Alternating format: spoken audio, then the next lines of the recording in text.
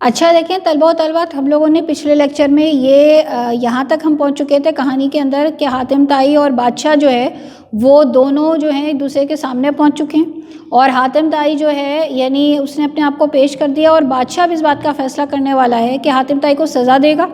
اور آیا وہ بوڑھے کو جو ہے وہ اس کا انعام دے گا یا نہیں دے گا۔ اور میں نے آپ کو کہا تھا کہ ہم آگے بتائیں گے، تو آگے کیا ہوتا ہے؟ غرض ان سب کو مواقف ان کے انعام دے کر نوفل نے اپنے دل میں خیال کیا، یعنی جب سب کو انعام مل گیا، ہم لوگ یہ پچھلے لیکچر میں سن چکے کہ جو لوگ جھوٹے دعوے کر رہے تھے حاتم کو لانے کے، ان کا کیا انجام ہوا؟ انہیں سزا ملی، انہیں اشرفیاں تو نہیں ملی بلکہ انہیں جوتوں کی سزا ملی۔ اب دوسری جانب اس نے کیا کیا؟ جو کچھ مطابق تھا اس سب کے، اس نے انعام جو ہے وہ یعنی نوفل نے اپنے دل میں خیال کیا، یعنی اس نے انعام بوڑھے کو دے دیا، اور اس کے ساتھ ساتھ اس کے دل میں یہ خیال بھی آیا، بادشاہ کے دل میں خیال آیا کہ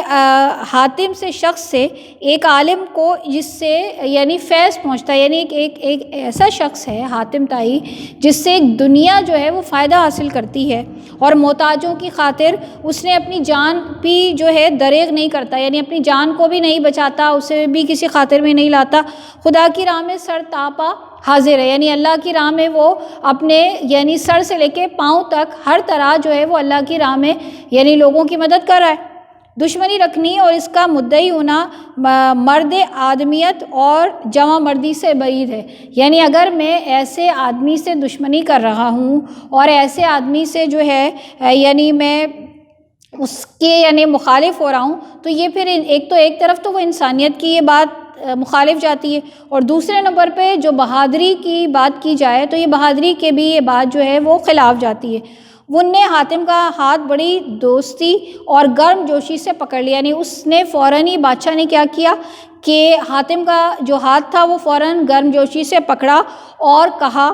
کہ کیوں نہ ہو جب ایسے تب ایسے، یعنی اگر تم ایسے ہو، اتنے اچھے ہو، تو پھر میں بھی اچھا بننے کی کوشش کرتا ہوں۔ تواضع تعظیم کر کر بٹھایا، یعنی اس نے نہ صرف حاتم کی تواضع کی، خاطر مدارات کی، بلکہ اسے مکمل عزت بھی دی، اور بہت عزت کے ساتھ اس نے وہاں اسے بٹھایا، اور حاتم کا ملک اور املاک، یعنی جو حاتم کی جو چیزیں تھیں، جو اس کے یعنی اسباب تھے، اس کی سلطنت تھی، جو اس کے قبیلے کی جو چیزیں تھیں، وہ تمام اسباب اور مال و اسباب جو بھی کچھ اس نے ضبط کیا تھا وہ نے چھوڑ دیا، یعنی وہ تمام چیزیں چھوڑ دیں، آزاد کر دیں، نئے سرے سے سرداری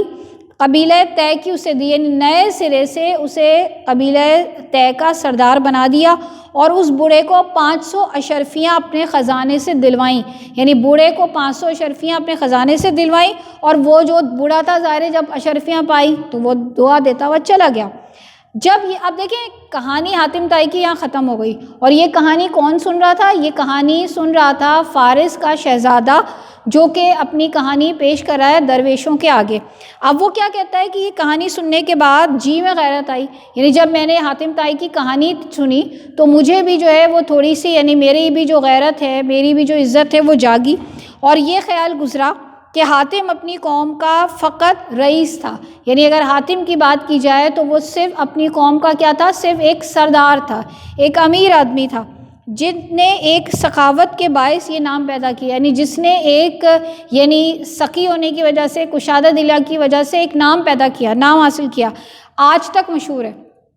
میں خدا کے حکم سے بادشاہ تمام ایران کا ہوں، یعنی اگر میں اپنی بات کروں تو میں پورے ایران کا بادشاہ ہوں، اگر اس نعمت سے محروم رہوں، یعنی اگر میں یہ نعمت جو ہے وہ استعمال نہیں کر رہا تو بڑا افسوس ہے، یعنی بڑے افسوس کی بات ہے۔ فی الواقع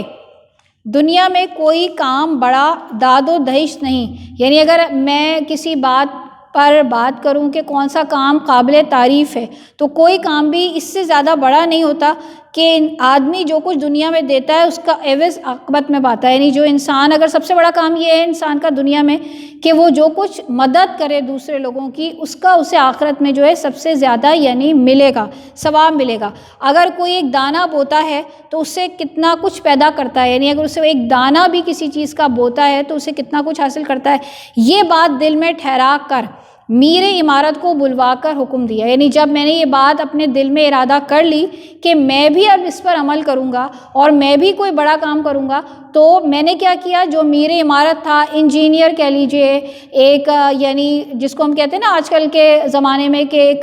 ایک ایسا ڈیزائنر جو کہ گھر بنا رہا تھا، یا ایک معمار کہہ لیں آسان الفاظ میں، اسے بلوایا اور اسے کیا حکم دیا کہ ایک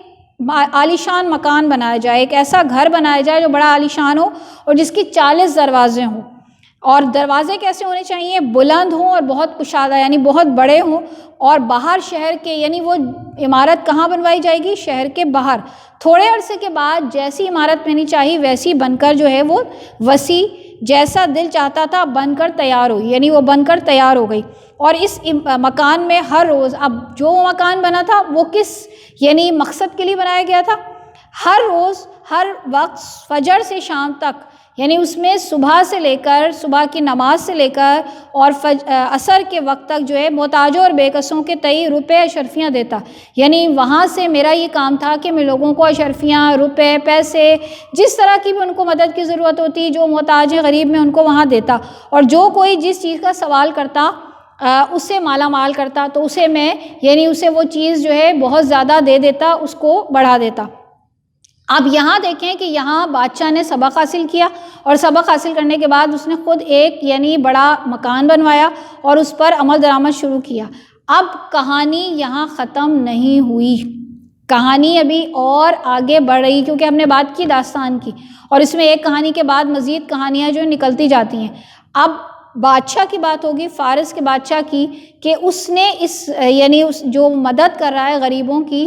آگے اس نے کس طرح مدد کی، اس کے ساتھ آگے کیا واقعہ آیا، یہ ہم انشاءاللہ اگلے لیکچر میں دیکھیں گے۔